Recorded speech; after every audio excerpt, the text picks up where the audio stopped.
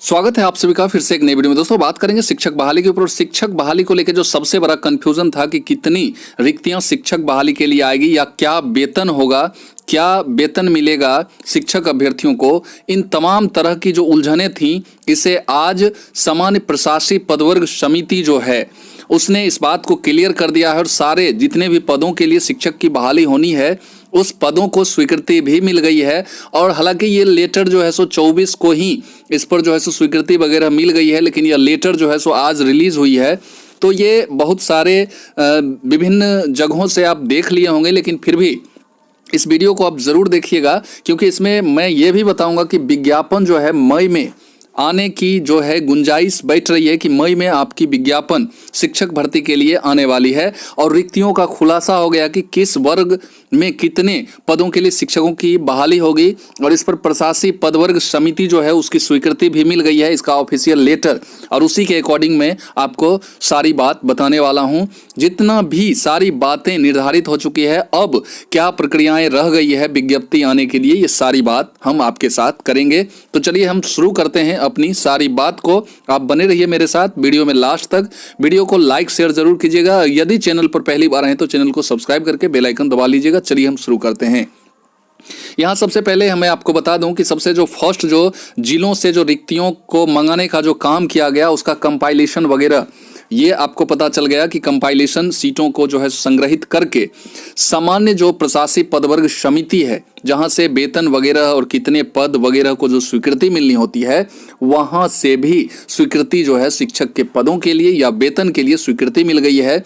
ये आप देख सकते हैं, ये लेटर 24/4/2023 को ये लेटर जो है सो उसके ये सामान्य प्रशासकीय विभाग की जो पदवर्ग समिति की जो बैठक हुई 24/4 यानी कि 24 अप्रैल को ये बैठक हुई और उस बैठक में जो है सो सारे चीज़ों पर जो स्वीकृति वगैरह मिल गई है। एक एक चीज़ की इसी लेटर के जरिए हम एक एक चीज़ की जानकारी देंगे, क्या कुछ वेतन रहने वाला है और वेतन जो बताया जा रहा है 25,000 28,000 उससे भी बढ़ के आपको वेतन मिलेंगे, ये सारी जानकारी देंगे। हाँ, कुछ ना कुछ अन्याय ज़रूर हुआ है, इस पर आगे कुछ स्टेप विभाग या सरकार उठाती है या नहीं ये देखना होगा। आइए सारी चीज़ों को बहुत ही ब्रीफली तरीके से मैं आपके सामने रखता हूं।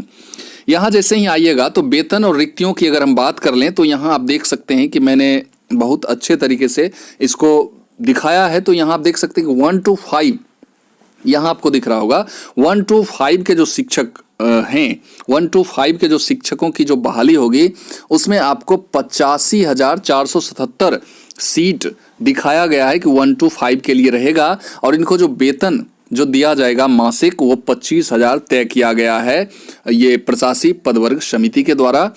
और वही 6 to 8 में बहुत बड़ा झोल जो दिख रहा है वो मैं शुरू में ही आपको दिखा चुका हूं और अखबार में ऐसी खबर सीटों को लेके निकल रही थी, लेकिन अखबार वालों पर उतना विश्वास लोग नहीं कर रहे थे।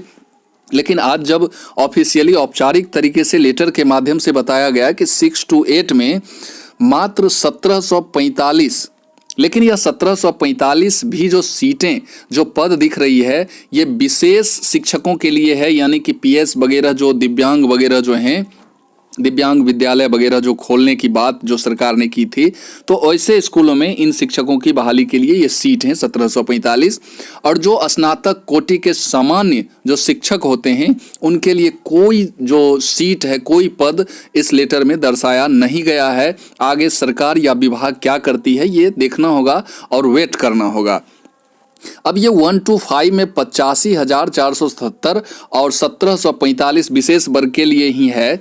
तो इन दोनों सीटों को जब आप इंक्लूड कीजिएगा तो आपको 87,222 सीट टोटल प्राइमरी में देखने को मिलेंगे, जिसमें मैं 1745 वाले सीट को इग्नोर करके चलिए आप, क्योंकि ये आप तमाम जो सामान्य जो स्नातक कोटि के शिक्षक हैं 6 to 8 के लिए उनके लिए यह सीटें नहीं है, क्योंकि उस लेटर में स्पष्ट लिखा हुआ है कि विशेष स्नातक कोटि के शिक्षकों के लिए। तो 1 to 5 का 25,000 वेतन निर्धारित किया गया है, वहीं 6 to 8 का आप देखिएगा तो 28,000 जो है सो वेतन निर्धारित किया गया है। वहीं 9-10 के लिए अब देखिए जहां शिक्षकों की संख्या ज़्यादा है वहां सीटें जानबूझ के सरकार ने कम निकाली है ताकि काउंटिंग में या दिखावा शो करने के लिए तो ये सीटें प्रदर्शित हो जाए कि इतने पर बहाली हो रही है, लेकिन वहाँ स्टूडेंट जो शिक्षक अभ्यर्थी हैं वो मिलेंगे ही नहीं और सीटें जो हैं, पद जो हैं अंत में खाली जाएगी और सरकार अपनी वाहवाही लूट लेगी। यहाँ देखिए 9-10 में शिक्षक अभ्यर्थियों की संख्या ज़्यादा है, तो यहाँ मात्र 33,187 सीटों के लिए जो है सो स्वीकृति मिली है। और वहीं 11-12 में जहां मुश्किल से 10 से 15 हजार शिक्षक अभ्यर्थी होंगे, यहां सीटों को 57,000 यानी कि अप्रॉक्स कह सकते हैं कि 60,000 के समथिंग यहां सीटों को दिखाया गया है, प्रदर्शित किया गया है। तो जहां शिक्षक अभ्यर्थियों की संख्या कम है, वहां ज़्यादा सीट शो करके सिर्फ और सिर्फ ये प्रदर्शन करने के लिए कि मैंने इतने सीटों के लिए बहाली की है, और चूंकि शिक्षक अभ्यर्थी वहां हैं ही नहीं उतनी संख्या में, तो वो सीटें जो है सो वैकेंट जाएगी और बाद में सरकार कहेगी कि मैंने 2 लाख शिक्षकों की बहाली कर दी। वहीं 9-10 में शिक्षक अभ्यर्थियों की संख्या ज़्यादा है, तो यहाँ सीटों की संख्या कम निकाली गई है। और 6-8 में भी शिक्षक सीटेट जो पेपर 2 पास हैं उनकी भी संख्या कहीं से कम नहीं है, तो उनके लिए सीटों की संख्या कोई स्पष्ट की ही नहीं गई है। यह 1745 भी जो है वो विशेष शिक्षकों के लिए है। और वहीं वेतन की हम बात करें तो 9-10 में आप देख सकते हैं कि 31,000 वेतन इनका निश्चय किया गया है, और वहीं 11-12 वालों को 32,000 जो है सो वेतन, मासिक वेतन निश्चय किया गया। अब एक कैलकुलेटर के माध्यम से जब इन वेतन को देखा गया कि आपके अकाउंट में कितनी सैलरी आएगी, तो उसको भी मैं डिस्क्लोज करता हूं।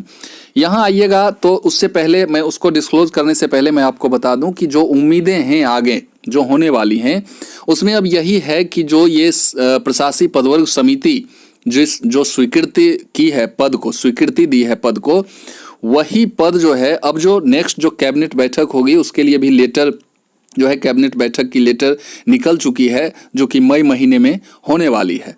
तो उस कैबिनेट बैठक में संभवतः जो है इन स्वीकृत पदों पर, जो प्रशासकीय पदवर्ग समिति के द्वारा जो पद और वेतन वगैरह जो स्वीकृत किए गए हैं, उस पर मुहर लगने की कह सकते हैं कि बहुत ज़्यादा पॉसिबिलिटी है।